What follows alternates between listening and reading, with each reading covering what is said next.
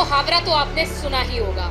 इसकी अमली तस्वीर मिलती है झंग टोबा रोड रेलवे फाटक के बिल्कुल करीब, जहां सड़क किनारे ग्रेड स्टेशन के करीब वापडा की हाई वोल्टेज तारों के नीचे खंभों के बीचों बीच कोल्ड ड्रिंक और चाय का ढाबा चलाने वाले शख्स ने ग्राहकों की जिंदगियां खतरे में डाल दी।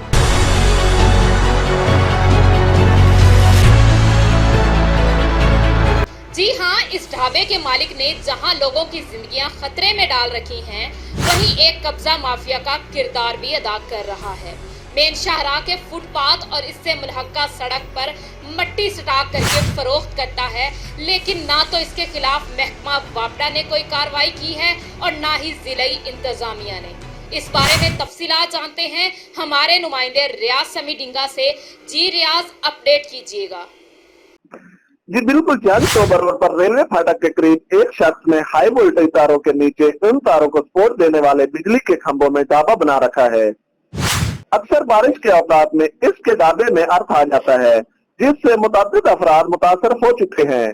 जबकि दूसरी जानिब इस असर और सियासी असर रसूख रखने वाले शख्स ने शाहराह के फुटपाथ पर कब्जा कर रखा है और करीबी लिंक रोड पर मट्टी का डिपो बनाकर रेहड़ी बानों को मट्टी फरोख्त करता है, जिससे गिर्द के बादल छाए रहते हैं और शहरियों की आमदोरफ्त में शदीद मुश्किलात का सामना है।